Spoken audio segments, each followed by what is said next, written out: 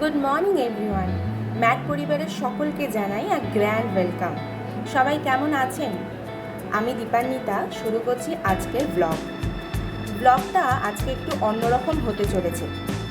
বাজে এখন সকাল 8টা মতন। আমি আর ঋষি রেডি হয়ে বেরিয়ে পড়ছি, যাচ্ছি মায়ের কাছে একটা বিশেষ কারণে। আমি পরে যাব। দুদিনের জন্য মায়ের কাছে যাচ্ছি বটে, কিন্তু মায়ের কাছে যাওয়াটা ইটসেলফ ভীষণ আনন্দের। এরই মধ্যে রাস্তার দুধারে ব্যানার লেগে গেছে, পুজো প্যান্ডেলগুলোতে চলছে শেষ মুহূর্তের কাজ। বাড়ি পৌঁছতে না পৌঁছতেই গরম গরম ব্রেকফাস্ট রেডি। আহা, এর আনন্দটাই আলাদা। আর মা এদিকে শুরু করেছে দুপুরের রান্না। আজকে স্পেশাল কি মা? আজকে স্পেশাল বোয়াল মাছের পাতুরি। বোয়াল মাছের পাতুরি করছো? পোস্ত দিয়ে করব। আচ্ছা।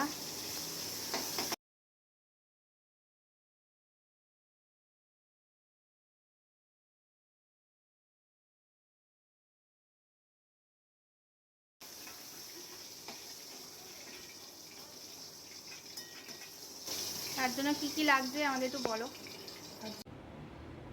মা এখানে মাছগুলো ভেজে রেখেছে। আর এইটা কিসের পেস্ট? এটা হচ্ছে পোস্ত, শস্য, কাঁচা লঙ্কা, একটু রসুন আর এই হলুদটা দিয়ে নিলাম। আর একটু জল মিশিয়ে নেব, তাতে কি ওই ঝাড়ানোর সবে তিতো হবে না। প্রথমে কালি জিরা দেবো, আচ্ছা। তারপরে দুটো শুকনো লঙ্কা দেবো,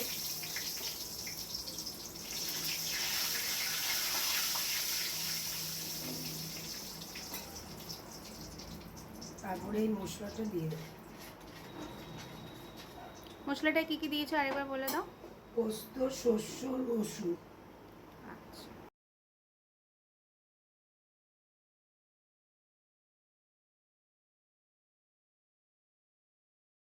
এবার একটু নুন দিয়ে দেবো।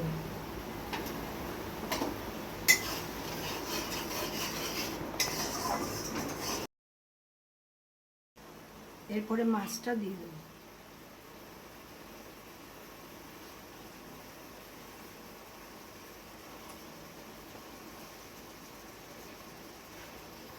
এটা খুব সহজ রান্না, খুব তাড়াতাড়ি হয়ে যায়, গরম ভাতে খুব ভালো লাগবে।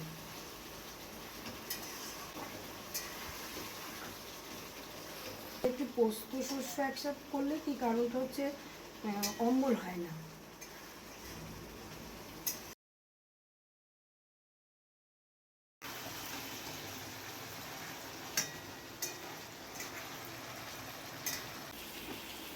এখন এখন একটু তেল ছেড়ে দিয়েছে, সামান্য একটু জল দিয়ে দেবো।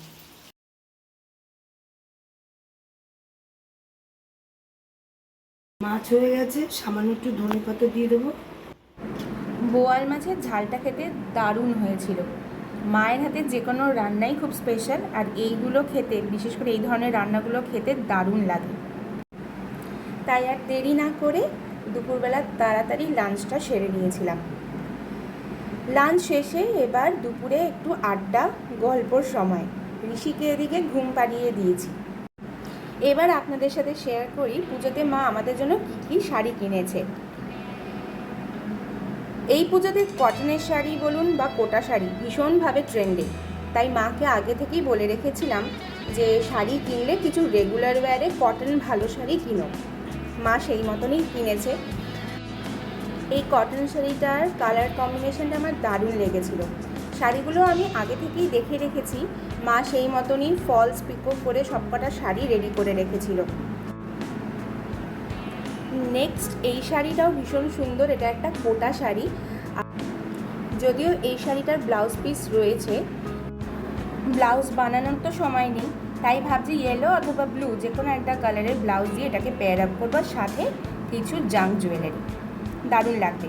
পুজোর দিনে সকালে এই শাড়িটা পরা যেতে পারে।